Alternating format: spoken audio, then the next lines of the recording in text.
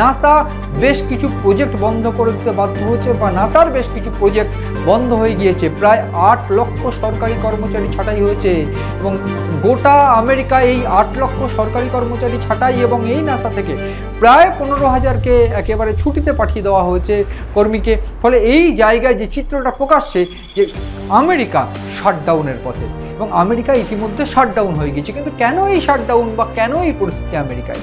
প্রাথমিকভাবে আমেরিকার যিনি প্রেসিডেন্ট তার বেশ কিছু জায়গা রয়েছে, তার বেশ কিছু গ্রাউন্ড রয়েছে, তার বেশ কিছু বক্তব্য রয়েছে। সেই বক্তব্যের সঙ্গে অমিল হলেই তিনি কোনোভাবে আর সেই বিল বা সেই আইনে সই করছেন না এবং ঠিক সেইখানে বিঘ্ন ঘটেছে। কিন্তু কেন এই অবস্থা আমেরিকার? আমেরিকার এই শাটডাউন পরিস্থিতি, নাসা বন্ধ হয়ে যাওয়ার পরিস্থিতি, সেটা কি ভারতের সঙ্গে পাঙ্গা নেওয়ার পরই? এই প্রশ্নটা উঠছে এবং ওটাই স্বাভাবিক।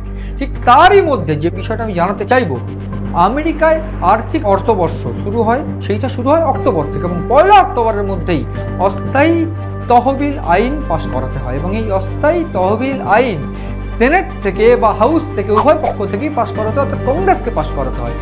এই কংগ্রেসকে পাশ করানো একটা বড় চ্যালেঞ্জ এবং ঠিক এই মুহূর্তে দাঁড়িয়ে ট্রাম্প পক্ষ অর্থাৎ রিপাবলিকান এবং ডেমোক্রেটিক পক্ষ তারা কিন্তু একেবারে সহমত নয় এবং যে বাজেট ইতিমধ্যে এসেছে সেই বাজেট সহমত না হওয়ার দরুন ইতিমধ্যেই সেই বাজেটে সই করেনি ডোনাল্ড ট্রাম্প এবং যার জন্য ইতিমধ্যে নাসা সহ বিভিন্ন প্রজেক্ট বন্ধ হয়ে গিয়েছে। এবং কী কী প্রজেক্ট বন্ধ হয়েছে নাসার সেটা আমি বলবো। তার আগে আমি বলতে চাইবো যে এক্স্যাক্টলি নাসায় এই প্রজেক্ট বন্ধ হওয়ার জন্য কী কী সমস্যার সম্মুখীন হবে। প্রাথমিকভাবে নাসার এই যে ফান্ড বন্ধ হয়ে গিয়েছে, যে ফান্ড তারা পাচ্ছে না, সেই ফান্ডের জন্য বিভিন্নভাবে যে সমস্যার সম্মুখীন হতে পারে নাসা, সেইটা কিন্তু ভীষণ গুরুত্বপূর্ণ। তার কারণ বিভিন্ন রিসার্চ সংক্রান্ত কোনো কাজ, diversity, chief scientist office, office of technology, policy and strategy, equity and inclusion offices, এই সমস্ত কিছু বন্ধ হয়ে গেছে। ফলে যেটা হতে পারে যে এই বিজ্ঞানী যারা চাঁদে বা অন্য কোনো উপগ্রহে যাবে সেইগুলোর যে রিসার্চ যে ব্যবস্থা সেইটা বন্ধ হয়ে যেতে পারে, বা তাদের ফেরানোর পর যে রিসার্চ তারা পেয়েছে বা যে তথ্য তারা সংগ্রহ করে এনেছে সেইগুলোকে রিসার্চ করা সেগুলো বন্ধ হয়ে যেতে পারে, বা পরিবেশ সংক্রান্ত বিভিন্ন যে রিসার্চ বা পরিকল্পনা সেই সমস্ত কিছু বন্ধ হয়ে যেতে পারে। ফলে আমেরিকা নয় শুধু গোটা বিশ্বের একটা সমস্যার সম্মুখীন হতে পারে গোটা বিশ্ব।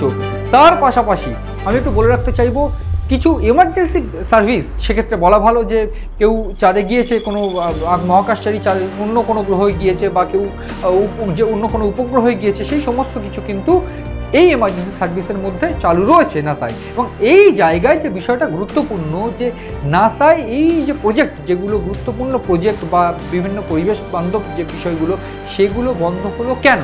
কারণ আমেরিকা কোনো বাজেট পেশ করতে পারেনি, পাশ করাতে পারেনি এবং সেই জন্য বাজেট তহবিলের জন্য কিন্তু এই মুহূর্তে নাসা এই প্রজেক্টগুলো বন্ধ করে রেখেছে বা নাসার এই প্রজেক্টগুলো বন্ধ হয়ে গিয়েছে।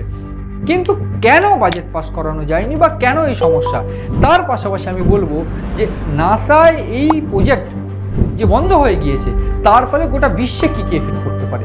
একটা গুরুত্বপূর্ণ বিষয়, ডোনাল্ড ট্রাম্প তিনি ভারতের সঙ্গে পাঙ্গা নিতে এসেছিলেন, কারণ ভারতের H-1B ভিসার মাধ্যম দিয়ে বহু আইটি কর্মী আমেরিকা যায়, সেক্ষেত্রে ভারতকে টার্গেট করা বা অন্যান্য ক্ষেত্রে ট্যারিফ চাপানো, এই সমস্ত কিছু কূটনৈতিক দিক থেকে বা রাজনৈতিক দিক থেকে যে দেশটা ভারতকে টার্গেট করতে চেয়েছিল, ভারতের ইকোনমি ধ্বংস করতে চেয়েছিল, সেই দেশটা এইবার নিজের ইকোনমি নিয়ে ঢুকছে, এটা একটা প্রশ্ন উঠছে। তার কারণ এই ডেমোক্রেটিক বা রিপাবলিকান, রীতিমতো আমি একটু বলে রাখতে চাইবো, রিপাবলিকান দল যারা ট্রাম্পের সমর্থক, তারা চাইছে পরিবেশের উপর বা এই পরিবেশ সংক্রান্ত যে রিসার্চ হয় সেই সমস্ত সংস্থা বা সংগঠনগুলোর উপর থেকে কিছুটা আর্থিক বাজেট কমিয়ে দেওয়ার জন্য। তার পাশাপাশি ডেমোক্রেটিকরা যারা, তারা চাইছে আর্থিক বাজেট এই সমস্ত পরিবেশ বা অন্যান্য ক্ষেত্রে যেগুলো পরিবেশ নিয়ন্ত্রক বা রিসার্চের উপর বাড়িয়ে দেওয়া হোক। ঠিক এই দ্বন্দ্বের উপর দাঁড়িয়ে কিন্তু দুটো যে সেনেট বা হাউসের কিন্তু সংঘাত, এবং ঠিক সেই সংঘাতের জন্যই কিন্তু বাজেট না পেশ করে বা বাজেট পেশ হলেও সেটা পাস না করে, রীতিমতো সই না করে ডোনাল্ড ট্রাম্প এই বাজেটকে আটকে দেন এবং ফলে এই যে অস্থায়ী তহবিল আইন যেটা, সেটা পাস না হওয়ার দরুনই সমস্ত ফান্ড কিন্তু বন্ধ হয়ে গিয়েছে।